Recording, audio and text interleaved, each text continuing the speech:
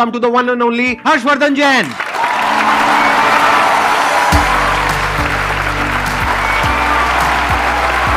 क्या हाल चाल जी? Same to same.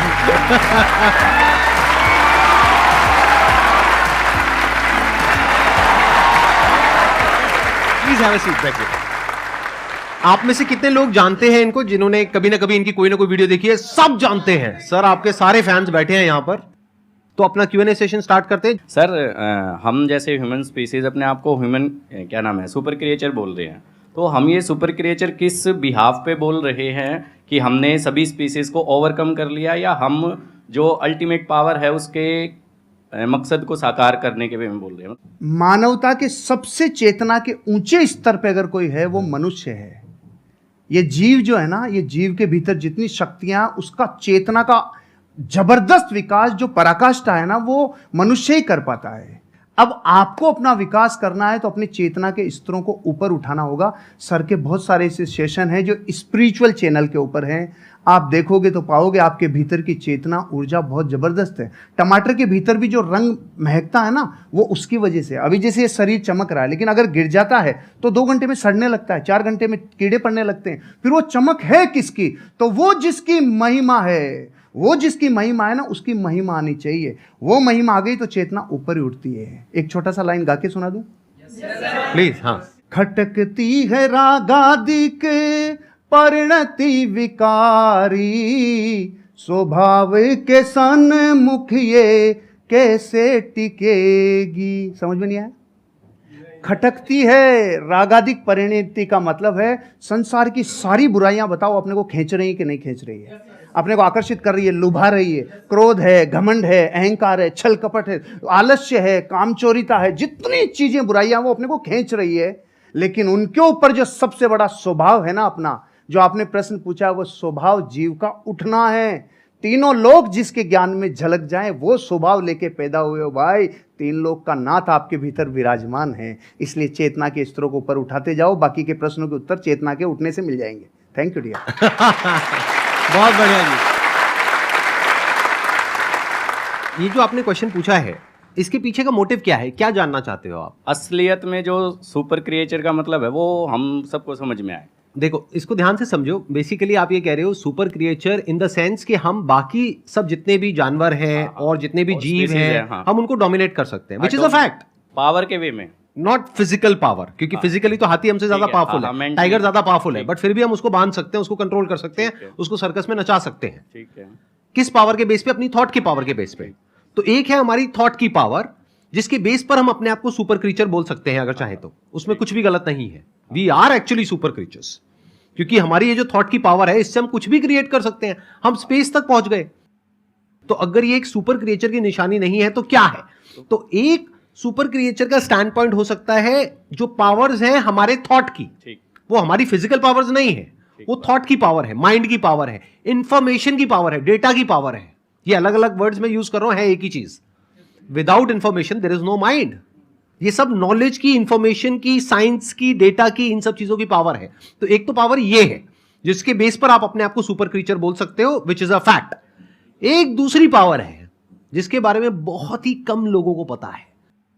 पहला है इस दुनिया का ज्ञान, उसको अनात्म ज्ञान बोलते हैं, यानी चीजों का ज्ञान।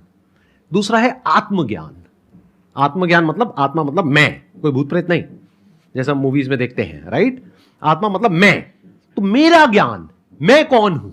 तो वो जो ज्ञान है, अगर वो आपको हो जाता है, और हो जाता है मतलब अपने आप नहीं हो जाएगा, ऐसा नहीं आप रात को सोए और सुबह उठे और अपने आप हो गया, ऐसा नहीं होता। जैसे हर ज्ञान में होता है, ऐसे इसमें होता है। स्टडी करना पड़ता है, समझना पड़ता है, क्वेश्चनिंग करनी पड़ती है।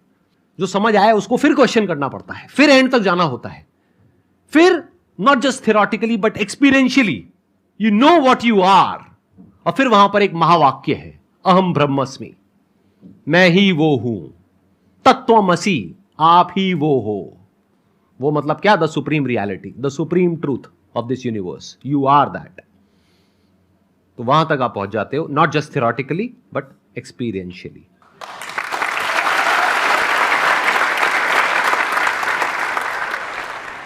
सर, जैसे कि हम किसी पे ट्रस्ट करते हैं, बहुत ज़्यादा ट्रस्ट करते हैं उस पर, और मतलब उसके साथ हम हर कुछ शेयर करते हैं, चाहे हमारा फैमिली में है, कोई फ्रेंड में है, कुछ भी हो। जब वो एक बार हमारे ट्रस्ट को हर्ट कर देता है, वो हमें बहुत ही बुरा समझ लेता है और कुछ भी कह सकता है वो कभी भी।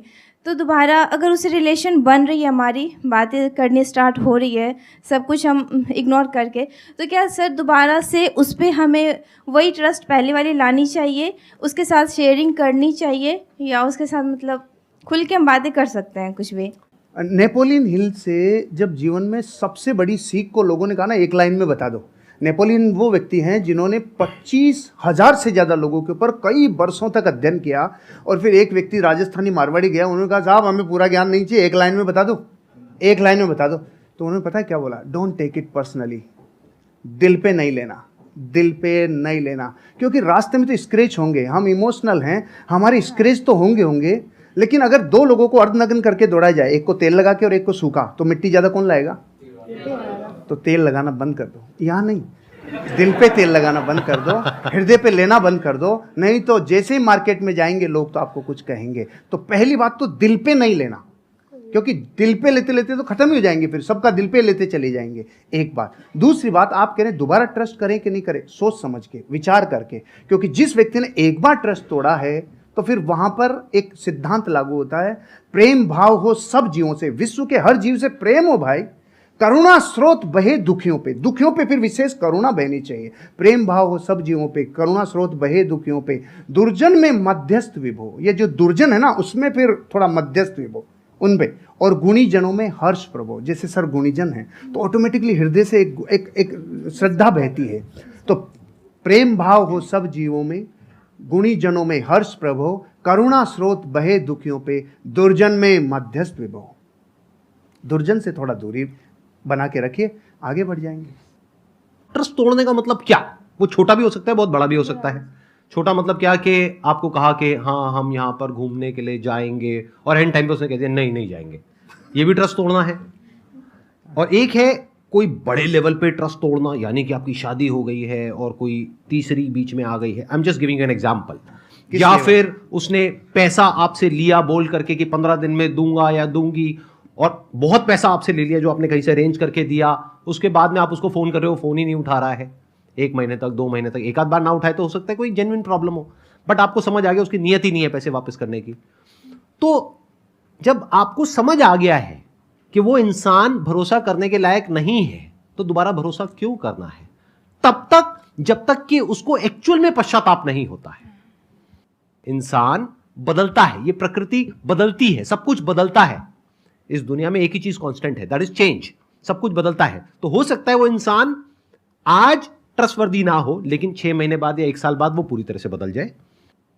तो आपको देखना है कि क्या वो उसकी एक गलती थी, गलती किसी से भी हो सकती है, आपसे भी हो सकती है, मेरे से भी हो सकती है, इनसे भी हो सकती है, तब तो ठीक है, उसने पश्चाताप कर लिया और बार बार आपको सॉरी बोल दिया, कर दिया, बात खत्म। बट क्या वो उसकी फितरत है? क्या वो दुर्जन है? जैसे इन्होंने वर्ड यूज किया दूरजन, मतलब कि ऐसे जनों से दूरी रहो, दूरी बना करके रखो। सर जैसे कि आप बता रहे रिश्तेदार हो गए या फिर लोग हो गए, इनको इग्नोर करो, राइट?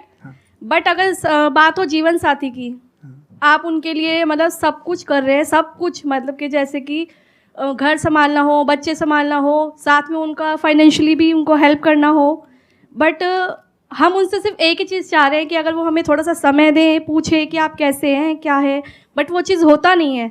तो उसको कैसे रियलाइज़ कराएं, या फिर उस इंसान को हम अपना फीलिंग कैसे बताएं? किसी भी इंसान को आप रियलाइज करवाना चाहते हैं तो यही है रियलाइज नहीं करवाने का तरीका। मत करवाइए, अपने हिस्से का काम करवाइए। डेरेन हार्डी से एक पति पत्नी तलाक की नौबत पे पहुंच गए। उन्होंने कहा कि देखो साहब हमारी काउंसलिंग करा लो, आखिरी मौका है, हम फिर छूटने वाले हैं, अलग अलग होने वाले हैं। उन्होंने अलग अलग काउंसलिंग की और पूछा उनसे कि आपके जीवन में इस रिश्ते को निभाने के लिए आपका योगदान कितना % है। तो पति ने कहा हाँ 50 मेरा है, 50 इसका है। पत्नी ने बोला 50 मेरा, 50 इसका है। उसने कहा बस यही रोग है तुम्हारा कि तुमने 50-50% रिश्ते को बांट रखा है। जिस दिन आप ये कहोगे नहीं इस रिश्ते को निभाने की जिम्मेदारी मेरी 100% है, उस दिन से आप जीवन में, क्योंकि आप अपने हिस्से का काम करो, उसका नहीं। अब ये तो है जो फैक्ट है। अब बात करते हैं जो रास्ते में आने वाली घटनाएं जो अनिवार्य है। आप और हम जब ये यात्रा करते हैं ना, पति पत्नी वाली यात्रा, आपके साथी वाली यात्रा, तो जीवन बदलता ही बदलता है। चंद्रमुखी काल आएगा ही आएगा, सूरजमुखी काल आएगा ही आएगा, और एक टाइम पे ज्वालामुखी युग आएगा ही आएगा। ये रिश्ते में उफान आता ही आता है। यहाँ पे देखो ना आप, शुरुआत में गाने कैसे होते हैं, चोरी चोरी दिल तेरा चुराएंगे अपना तुझे हम बनाएंगे। सुशीला बैठी है ना इधर, इसलिए मैं ये गाता था, इसलिए बताया मैं। अच्छा, आपकी वाइफ भी आई हुई है? सुशीला आई है ना। अरे बिग राउंड ऑफ अप्लॉज। हाँ, नमस्कार जी, नमस्कार। एक बार ये कंप्लीट कर लें, उसके बाद आपसे कुछ बात करूंगा। हाँ, yes, please, yes। बैठिए। फिर गाने थोड़े दिनों के बाद थोड़ा बदल जाते हैं, जिंदगी में कोई कभी आए ना रहा। बदलते हैं कि नहीं बदलते? बदलाव को स्वीकार करना चाहिए, परिस्थितियों को अपना काम करने देना चाहिए, लेकिन आप जब पूरी ताकत इस पे लगाते हो ना कि सामने वाले को रियलाइज हो, नहीं होगा, फिर हमने उल्टी तरफ रास्ता, उल्टी तरफ अपनी ताकत लगा दी।